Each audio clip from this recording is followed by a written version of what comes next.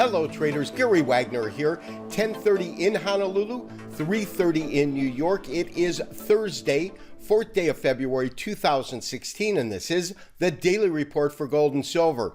We have a jobs report coming in tomorrow, but as far as we are concerned, we've got a tremendous rally still underway in the precious metals markets. A lot of it having to do with dollar weakness. We'll look at that throughout the show, but first let's take a look at gold. Gold is trading up about $15.50 on the day, 1156.80.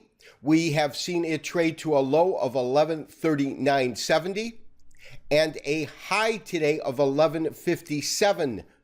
So we're just a dollar to $2 off the high on the day. Of course, we have multiple open positions in gold. Stops were moved yesterday. We'll talk to you about an exit strategy on today's report, along with a method for trailing stops up, which is really tied into a 200-day moving average. So traders, there is no doubt we've got an excellent trade under our belts right now. And the question is, how high will gold go before it has some sort of a pullback, even if it maintains itself on a pretty steady course? Now, one of the key elements that to me is critically important and unique within the market that we haven't seen in quite some time, actually since October of last year, which is right in this area when the market hit these highs at 1187, is the fact that we have now broken well above the 200-day moving average. And that, of course, is this red line. We have talked about this on numerous occasions. Now, with that in mind, we have also talked about a couple of areas that we could, in fact, find some resistance. Now, the areas that we're looking at are as follows. 1160, above that is 1187, and then above that is about 1200 to 1231. But these upper ones aren't so important as we get close to our actual first target. If you recall, we put this trade on in multiple stages. First particular time we put it on was right in this area here when the market was trading at roughly 1112. We then added to that position right in here, which would be roughly at 1120. So right in this area, we put on our second position. Our first position was put on in this area right here. So these are the areas that we entered the market. We have been trailing up our stops, and our current stops are sitting just below 1120. Now, the key right now is the fact that now that we are moving well above this 200-day moving average, you can use this moving average as a benchmark and continually adjust your stop just under the moving average. So right now, you would move your stop to under 1131 on a stop. And if the market continues to move up, the 200-day moving average will also follow suit, although it will follow suit much, much slower. Now, here is the key.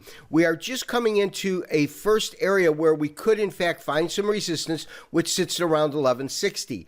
That is based on two factors. First factor is that it is a really important fib number in that it is a 38% retracement, and that retracement, of course, is a single fib retracement from 1231 down to 1045. When we do that, we get our 38% retracement level come in right here, and lo and behold, it comes in right where this top is. So if we are going to falter in some way, and as you can see, we're trading up near the highs on the day, one of the things that you can do is actually place your stop as an OCO. So you can move your stop to 1131 OCO, selling at 1160 or better.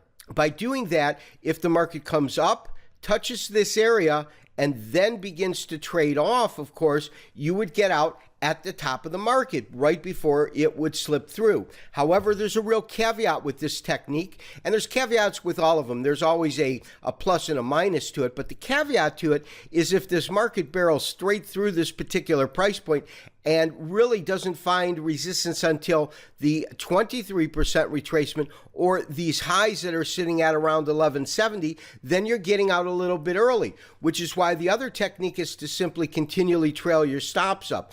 The caveat with trailing your stops up, though, is that the market hits these high points and then backs off, and you get out with less profit than you would with an OCO. One cancels the other and picking the top. So we want to see how the market reacts here, because there's no doubt this is a very, very critical area, and this area could, in fact, be a resistance area where we could see a pullback. Now, let's assume that we do get a pullback. What form could the pullback be? Well, it could be simply a rest area, such as you got here at the 61% retracement, in which a market came up, hit these highs up here, which are around probably 28, 27, and then back down to this intraday low at around 11.10. So you had this wide swing, and then from there, you had that little rest area, and then it moved and started to trade higher like this. So that's one way we could see it. Another way we could see any kind of a dip in the market is what we saw here. Market's trading roughly at 1060, comes up just prior to hitting this 1116, 61% retracement, and you get an actual correction, because if you went from the bottom here to this point here, in fact, let's go ahead and do that so you can see what kind of retracement that would be. And traders, as you can see, I've just now added a fib retracement. These are the levels here. So we've put in one fib retracement from 1045 up to 1113, the top of this market. And lo and behold, when we calculate this move down, it lines up quite eloquently to a 61% retracement at 1071. So here you're getting a full-blown retracement. This would be a wave 1, a wave 2.